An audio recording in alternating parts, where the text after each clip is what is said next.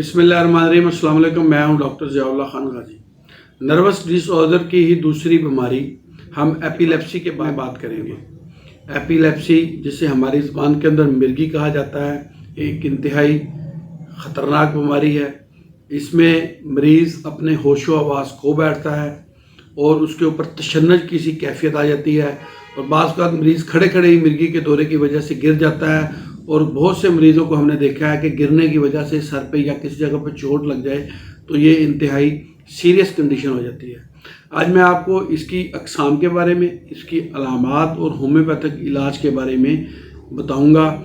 अगर किसी को एपिलेप्सी के अटैक्स होते हैं तो ये उसके लिए इंतहाई मुफीद वीडियो है।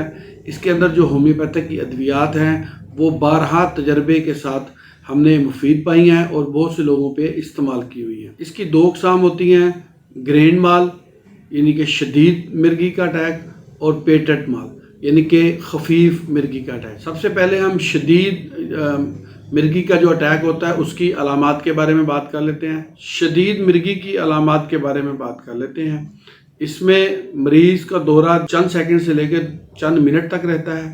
चेहरे का रंग पीला और जर्द हो जाता है, ब्लड प्रेशर लो हो जाता है, मरीज चीख मारता है और बेहोश होकर गिर पड़ता है, दिल धड़कता है और मुंह से झाग निकलना शुरू हो जाती है। जुबान दांतों के नीचे बाज़ औक़ात आकर कट भी सकती है और जो बहुत शदीद दौरे के अंदर मरीज बेखबर हो तो उसका पेशाब और पखाना भी बीच में निकल जाता है। जैसे ही दौरा ख़त्म होता है तो उसकी बाकी अलामत तो ठीक हो जाती हैं, लेकिन सर दर्द और एक घबराहट सी उसके ऊपर तारी रहती है कुछ टाइम तक। और बाज़ औक़ात ऐसे केसों में भी देखा गया है कि अगर मिर्गी के दौरे के बाद मरीज़ बिल्कुल अपने आप पे से बाहर हो जाता है और उसके ऊपर एक दीवानगी सी छा जाती है। और यहाँ तक भी रिसर्च के अंदर आया है कि अगर मिर्गी के दौरे के बाद मरीज़ बाज़ औक़ात कत्ल करने की नौबत तक भी आ जाता है। अब हम इसके खफीफ यानी छोटे मिर्गी के दौरे के बारे में बात कर लेते हैं। इसमें भी चेहरा बिल्कुल तशन्नुज ज़्यादा हो जाता है, उसका ब्लड प्रेशर इसमें भी लो हो जाता है, दिमागी निज़ाम बिगड़ जाता है और इसमें बाज़ औक़ात मरीज़ यानी कि सोया हुआ होता है उस वक्त पड़ता है और मरीज़ को याद भी नहीं होता कि उसको ये दौरा पड़ा है। अब हम इसके असबाब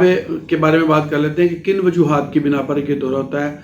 बच्चों में ये दौरा बाज़ तौर पर मरूसी तौर पर भी होता है और इसके साथ साथ बहुत ज़्यादा जलक यानी आर्टिफिशियल तरीके से जो लोग डिस्चार्ज होते हैं, अगर जिस्म के अंदर तवानाई की कमी हो जाए, उनका इम्यून सिस्टम कमज़ोर हो जाए तो उनको भी ये दौरे पड़ना शुरू हो जाते हैं और ख़वातीन के अंदर मेंसेस की ख़राबियों की वजह से भी ये दौरे पड़ते हैं। सुजाक, सूरा, सिफिलिस अगर इसके असरात हों जिस्म के अंदर तो उसकी वजह से भी ये दौरे पड़ना शुरू हो जाते हैं। सबसे पहले मैं आपको इसकी एहतियाती तदबीर के बारे में बताऊंगा कि अगर कोई ऐसा आपका मरीज़ है जो कि अफेक्टेड है और उसको एपिलेप्सी के अटैक होते हैं तो इसको ताज़ा और हवादार जगह पे रखें, तन्हा बिल्कुल ना होने दें और दौरे की सूरत में अगर दौरे का अटैक हो गया हो तो ठंडे पानी के उसके मुँह पर छींटे मारें और गिरिबान के यानी कि गर्दन के जो बटन वगैरह है उसको जिस्म को बिल्कुल ढीला ढाला कर दें।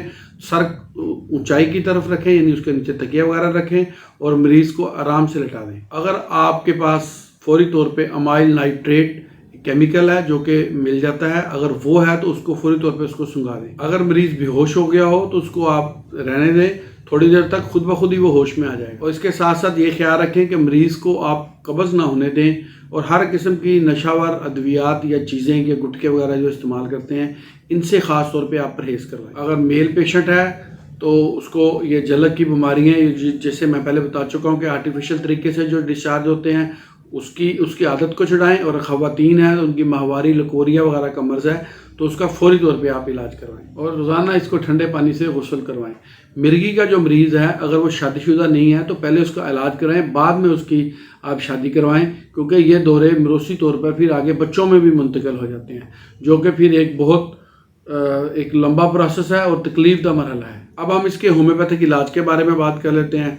सबसे पहले जो इसके अंदर दवाई इस्तेमाल होती है खफीफ मिर्गी के अटैक के अंदर वो है बेलाडोना। इसमें भी मरीज़ का चेहरा तशन्नुज ज़्यादा हो जाता है, चेहरा हल्का पीला हो जाता है, मरीज़ रोशनी बर्दाश्त नहीं कर सकता, सर पे बहुत सारा दबाव महसूस होता है, मरीज़ को गर्मी महसूस होती है और चेहरा इसके साथ साथ सुर्ख हो जाता है। अगर ऐसी अलामात हो तो आप मरीज़ को बेलाडोना 30 के अंदर इस्तेमाल करवाएं, 5 कतरे सुबह 5 कतरे शाम, मतवातर कुछ अर्सा इस्तेमाल करवाने से ये खफीफ जो अटैक हैं खुद ब खुद ठीक हो जाते हैं। अगली जो इसके अंदर दवाई इस्तेमाल होती है वो है क्यूप्रोमेट। आपने बहुत से ऐसे मरीज़ों को देखा होगा नए चांद के ऊपर ये जनी चांद जब चमकता है, फूल अपने जोबन पे होता है, तो उस वक़्त मिर्गी के दौरे होते हैं। और अगर ऐसी अलामात हों तो आप क्यूपरामेट को इस्तेमाल करें। इसमें मरीज़ को सर के ऊपर झटके लगते हैं और ये दौरे ज़्यादातर रात के टाइम होते हैं। ये इसकी ख़ास अलामात के अंदर हैं। अगर ऐसी कैफियत हो तो आप क्यूपरामेट को 30 में मतवातर कुछ अर्सा इस्तेमाल करें। ये इसके लिए इंतहाई मुफीद दवा है। अगली जो इसके अंदर दवाई इस्तेमाल होती है वो है नक्स वमीका। नक्स वमीका की सबसे ख़ास अलामत तो ये है कि जो मिर्गी के जिनको अटैक्स होते हैं वो उनको कॉन्स्टिपेशन यानी कब्ज़ वगैरह होती है, और इसके साथ साथ उनको इसमें भी मरीज़ बेहोश नहीं होता, इसमें मरीज़ के हाथ और बाजू सुन्न हो जाते हैं। अगर ऐसी अलामात हों तो आप नक्स वमीका इस्तेमाल करें।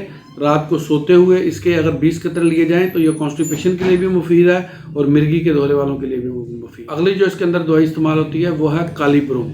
मर्दाना कमज़ोरी हो, मर्दाना ताकत की कमी हो, उसकी वजह से अगर उसको ये दौरे पड़ रहे हैं, और ख़वातीन को माहवारी आने के करीब आकर ये दौरे पड़ें और याददाश्त बिल्कुल ख़त्म हो जाए, तो ऐसी सूरत में आप इसको इस्तेमाल करें। 8 से 10 कतरे एक घूंट पानी में 3 टाइम कुछ अर्सा मतवातर इस्तेमाल करने से इसके दौरों में भी कमी आ जाती है और मरीज़ भी ठीक हो जाता है। बहुत शुक्रिया, अपना ख्याल रखिएगा और हमारे इस चैनल का भी ख्याल रखिएगा। इसी तरह की इन्फॉर्मेटिव वीडियोज़ मैं आपके लिए बनाता रहूँगा। अल्लाह हाफिज़।